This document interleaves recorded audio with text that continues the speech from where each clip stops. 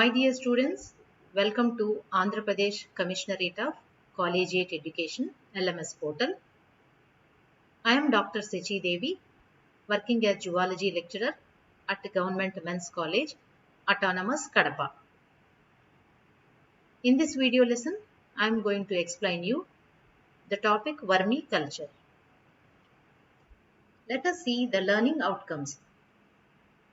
By viewing the video lesson, you will be able to define vermiculture, its scope and significance, history of vermiculture, procedure, various earthworm species used in vermiculture, vermicompost and its economic importance.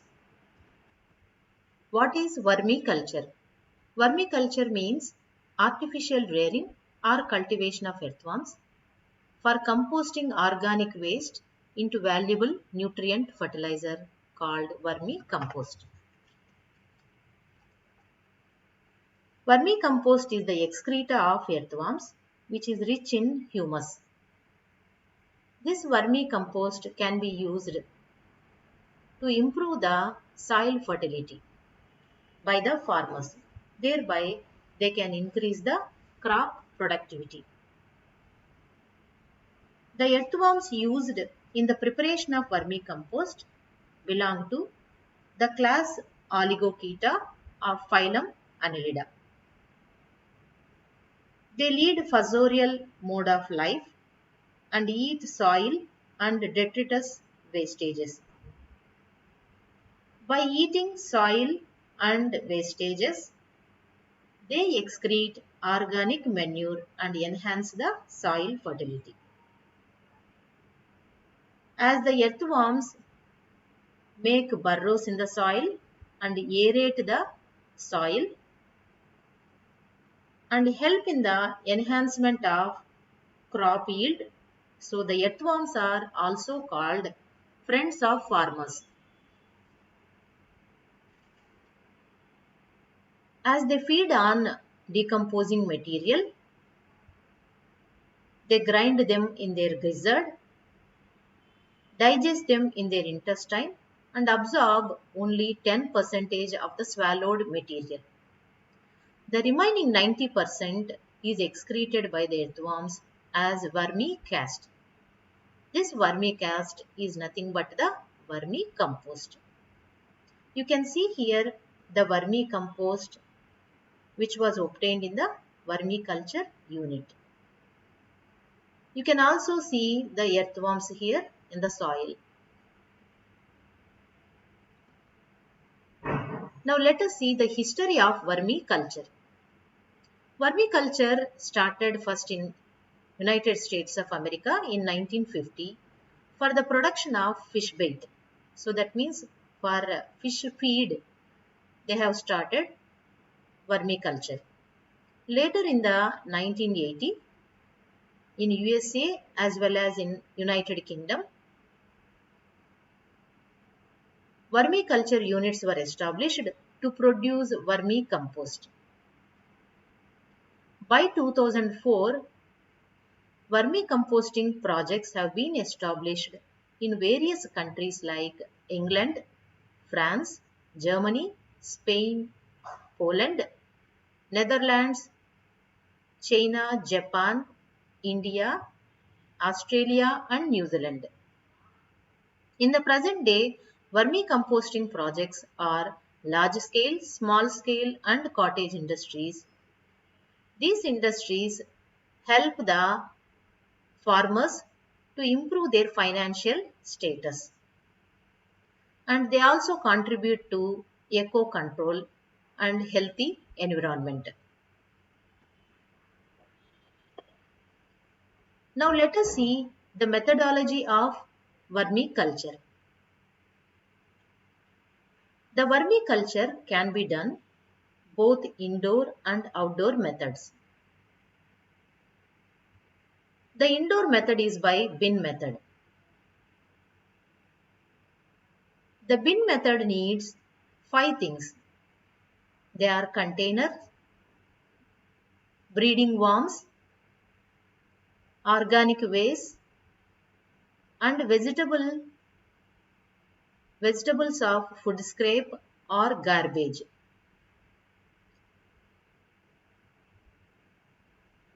A thatched roof shed, preferably open from all sides with kacha floor, is erected in east-west direction lengthwise to protect the site from direct sunlight.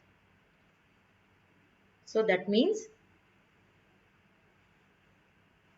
we had to construct a thatched roof shed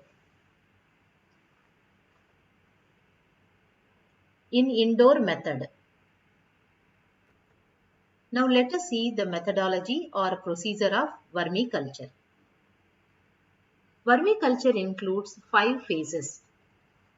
They are bedding or formation of bed, collection of wastages, filling up of beds with wastage, selection of earthworms, and collection of vermicompost. The first phase is bedding. Usually beds are constructed under the shades of trees or under special sheds. The beds are constructed under the shades of trees are called as open bedding system. Based on available sources, beds can be constructed in different ways. The vermiculture can be done both indoor and outdoor methods. You can see here the indoor vermiculture beds construction. So you can see here the image. In this image, you can observe there is a shed, a big shed. Under the shade of big shed, there are vermiculture beds. These vermiculture beds are constructed in a rectangular shape, one after another. So you can see here the vermiculture beds. Usually the beds are constructed by hollow bricks and asbestos states.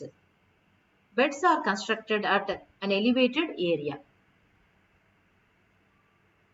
We should take care of the temperature also.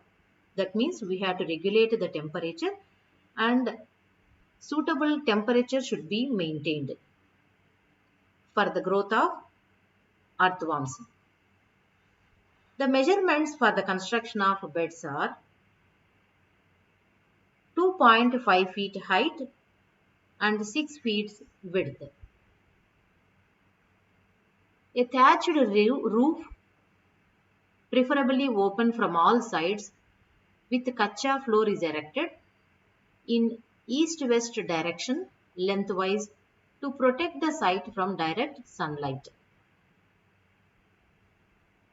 The height of the thatched roof is kept at 8 feet from the center and 6 feet in the sides. And usually the base of the site is raised at least 6 inches above the ground to protect the floor during the rains. So this is how we construct a shed and the beds. The length of the bed can be enhanced as much we need. The modern method for the construction of bed is 4-chamber bed system. In this method, 4 chambers are constructed rectangularly at a place. So what you are observing and seeing here is the 4-chamber bed system. So there are 4 chambers, one after another, constructed under a shed. All the chambers are connected through the holes. So you can observe the holes also here. The measurement is also 2.5 feet height and 6 feet width. In this method, we can get manure continuously. The 4 chambers are now filled with the wastage with a minimum gap of 1 month. Due to the presence of holes here between the chambers, the earthworms can move from one chamber to another chamber after the completion and preparation of manure. No damage can be caused to earthworms while collecting the manure. So in modern methods, beds can be constructed in big sheds. They reduce water wastage and provide sufficient temperature for the preparation of manure. The base of the bed should be constructed with concrete. Otherwise, the earthworms make burrows into the land. Pots, cement tanks, and wooden boxes can also be used for vermiculture instead of beds. The next stage is filling the bed. So for this purpose, we need to collect the wastage. So we have constructed in the first phase, we have constructed the shed as well as beds also we have constructed. Now let us see the second phase, that is collection of wastage and filling up of beds. Usually cattle dung, agri waste, that means wastage of jowar, corn and cotton crops, kitchen wastage, even the paper, cardboard material can also be used for the preparation of manure. So that means the cow dung, cattle waste, kitchen wastage, paper, agri wastage can be used to fill the beds. If cattle dung is adequately available, 60 to 70% of dung can be taken and the remaining agriculture waste can be used. If cattle dung is not sufficiently available, 10 to 50%, 10 to 15 percentage of the dung and remaining agriculture wastage can be used. And precautions must be taken while filling the bed. So we have constructed the beds and these beds are now filled using either agri wastage, cattle waste, kitchen waste and even with paper we can fill the bed. So now we have collected the wastage, but the care must be taken, that means precautions must be taken while filling the bed. Wastage should not contain any plastic objects and broken glass pieces.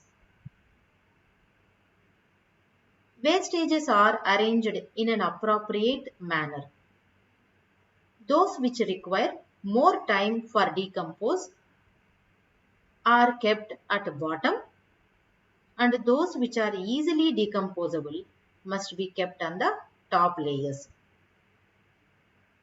And this wastage is arranged like layers. Each layer should be a minimum of 8 inches.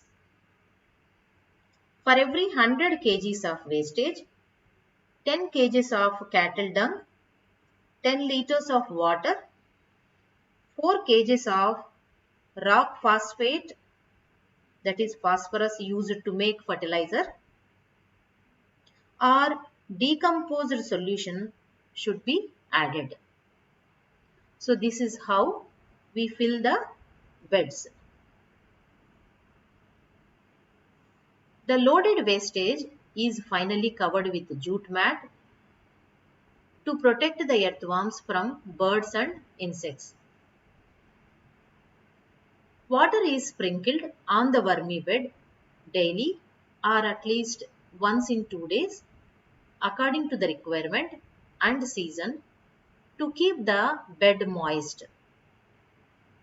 The waste is also turned upside down fortnightly without disturbing the basal layer of the wormy bed. As we sprinkle the water, it enhances the fermentation rate of the wastage. The third phase in vermiculture procedure is selection of earthworms.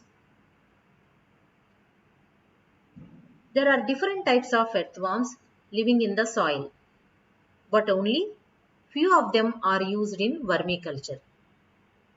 The suitable species used for vermiculture differ in different countries depending upon the soil, garbage, weather conditions, etc.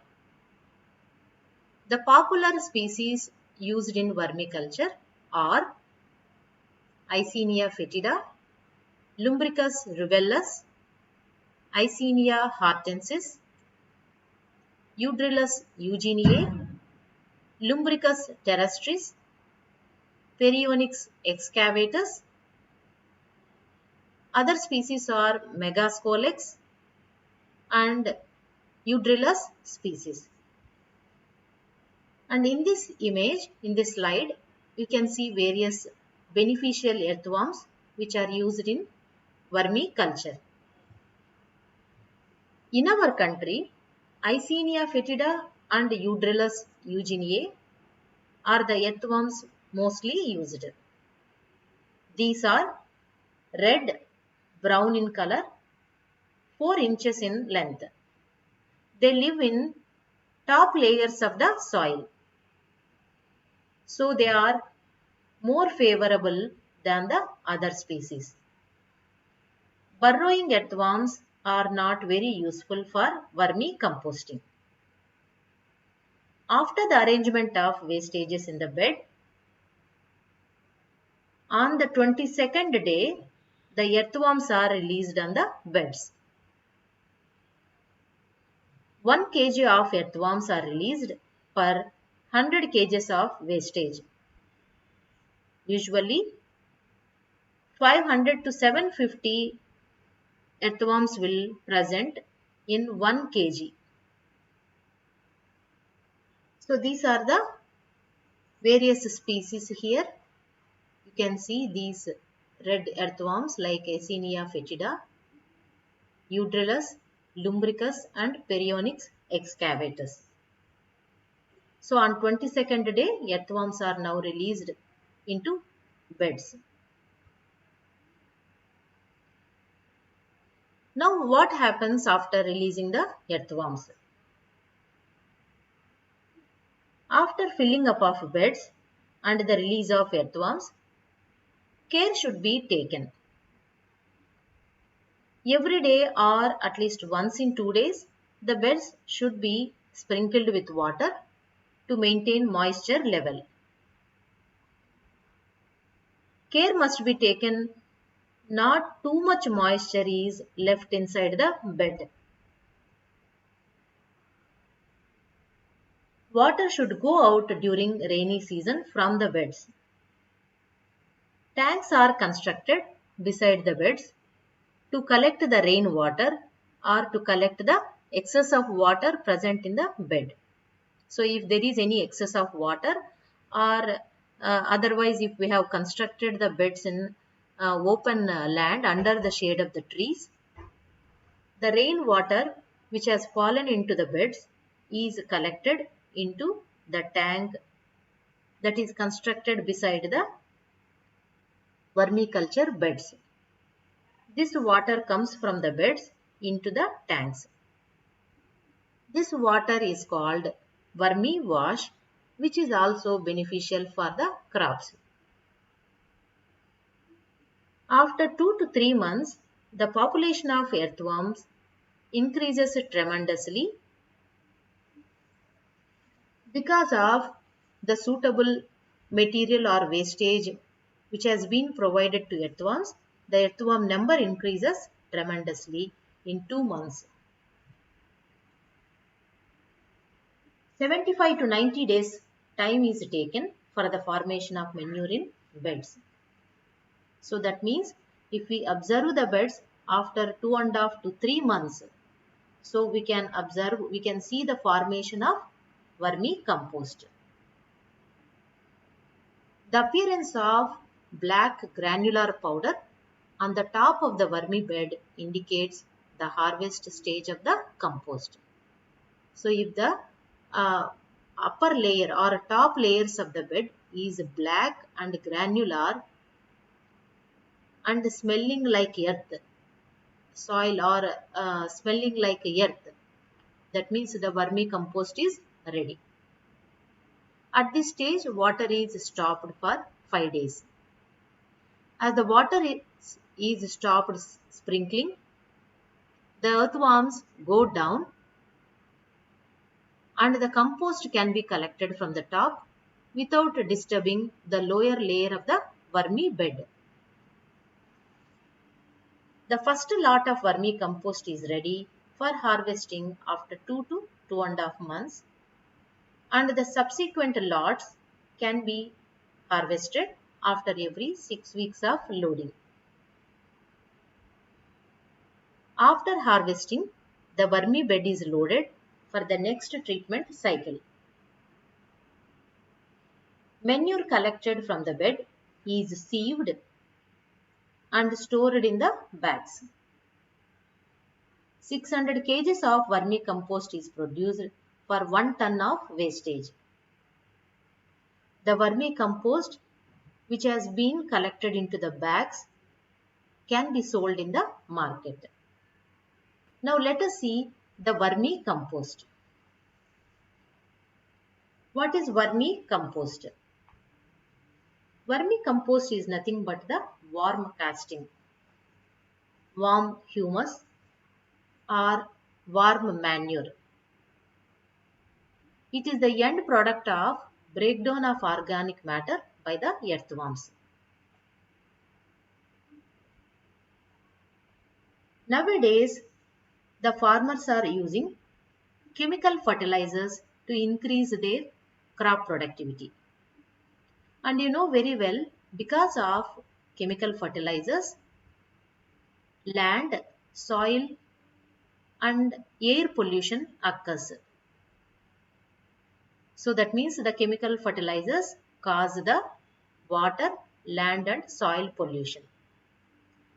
Because of this pollution and eating of or consuming the vegetables and fruits which have been produced by using chemical fertilizers, they contain the harmful chemicals. Consuming such vegetables and fruits is not beneficial for the health of mankind. If we go on consuming such vegetables or fruits, it causes a lot of diseases, including cancer. In such scenario, vermicompost is the best alternate way to increase the soil fertility and enhance the crop productivity. Because the vermicompost contains water soluble nutrients and other minerals to enhance the soil fertility, because this is a rich organic fertilizer and acts as soil conditioner. So that is the important significance of vermicompost.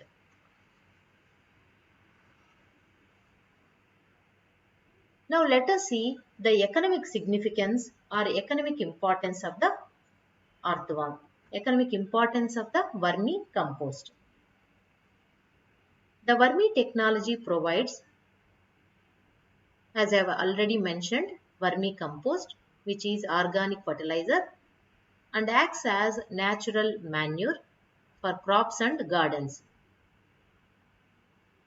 The earthworms can be converted into vermi protein, which can be used for poultry and fish feed. So that is another significance.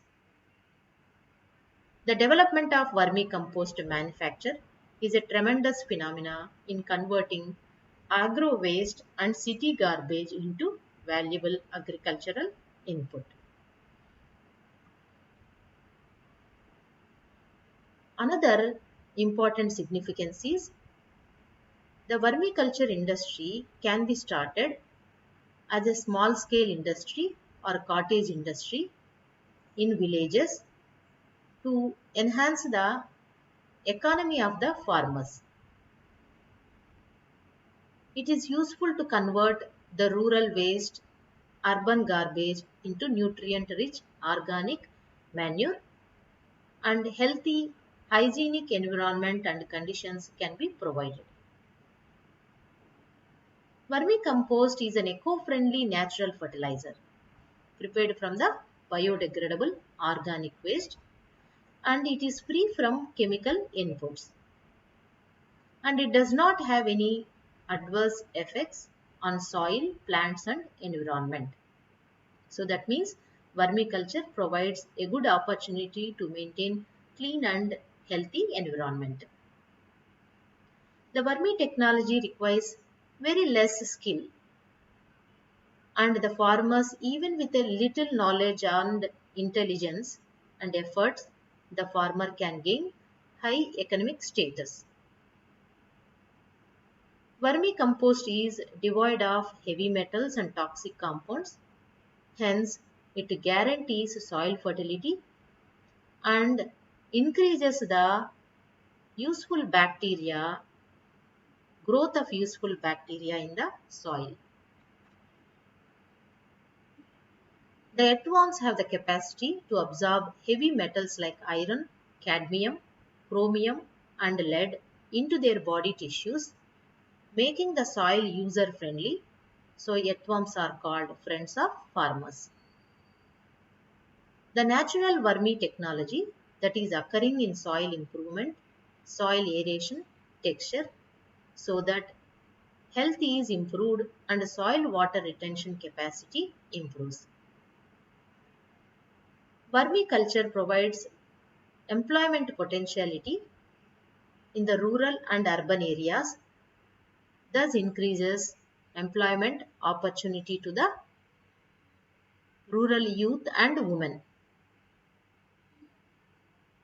The vermi technology is an efficient method for the stabilization of organic solid and sewage sludge wastage. So these are the various advantages as well as economic significance of the vermicompost. In this context, I would like to present a success story of two siblings who belong to Uttar Pradesh. There is a Sikar village in Uttar Pradesh. In the Sikar village, the cow dung which has been produced is utilized by the farmers for cooking. Gradually, the central government supplied them the cylinders on subsidy basis. Because of the cylinders, LPG cylinders, the villages stopped using the cow dung for cooking. As they stopped using cow dung, the cow dung gradually accumulated everywhere on the streets as well as nearby water resources. This led to unhygienic conditions in the village. As the unhygienic conditions prevailed, diseases also spread in the village. To, to find the solution, the two siblings, so you can see the Mukesh and his brothers. So Mukesh and Chandramouli are the two brothers who belong to this village. As a part of unhygienic conditions, as a part of solution to the unhygienic conditions, they got trained by, they attended the training organized by IIT Kanpur, Banaras Hindu University in vermiculture and vermicomposting technology. After attending the training, they started a vermicompost unit in Sikar village. Initially, farmers refused to supply the waste. Gradually, they agreed and made a deal with the vermicompost unit started by the siblings. By 1 year, the UP brothers turned 200 quintals of cattle waste into vermicompost and earned 20 lakhs per year. So gradually all the farmers started sending their cattle waste and cow dung to the vermicompost unit, and in turn they obtained 60% of vermicompost in return. So because of this awareness has spread to the neighboring villages also, and now almost 27 villages, nearby villages, are supplying cattle waste to this unit, and in return they are obtaining vermicompost. And these two brothers are also organizing training camps to the youth, training camps as well as workshops to the youth. This vermicompost is also exported by the brothers to different countries like Nepal, Sri Lanka, Maldives. So this is a good example of vermiculture industry. So like this, there are many such industries established and run by youth as well as farmers in various parts of our country as well as in our state. Both central and state governments are providing economic support and training camps to the farmers as well as to the youth to convert wastage to wealth. That means vermiculture procedure is a good employment source as well as it maintains a continuous economic source. So that is one success story. Finally, let us see the brief summary of the lesson. Vermiculture means artificial rearing or cultivation of earthworms for composting organic waste into valuable nutrient fertilizer. Vermiculture procedure includes 5 different phases. They are bedding, that is construction of bed, collection of wastage, filling up of beds with wastages, selection of suitable earthworm species, and collection of the vermicompost. The beds are constructed under special sheds or under the shade of trees. The height and width of the beds are 2.5 and 6 feet. Usually rectangular beds are constructed side by side to avoid the water wastage and to maintain good suitable environment conditions. After constructing the beds, they are filled with the wastage. Either agri wastage, cattle wastage or kitchen wastage can be used to fill the beds. After filling the beds, on 22nd day, earthworms are added to the beds. There are different types of earthworms, but for our conditions, Eudrilla species and Icenia fetida are the good earthworms which can be used in vermiculture. After adding the earthworms, in 2 months the number of earthworms increases tremendously. After 2.5 to 3 months, the top layer of the vermi bed turns to black. The appearance of black color indicates the harvesting season. So when the top layers become granular, loose and black, we can say that the vermicompost is ready. At this stage, the sprinkling of water is stopped. After 5 days, when the water sprinkling is stopped, the earthworms go into the deeper layers. Now the vermicompost from the top layers can be collected. It is sieved and can be transported to markets. So this is how the vermiculture is practiced and the vermicompost is prepared.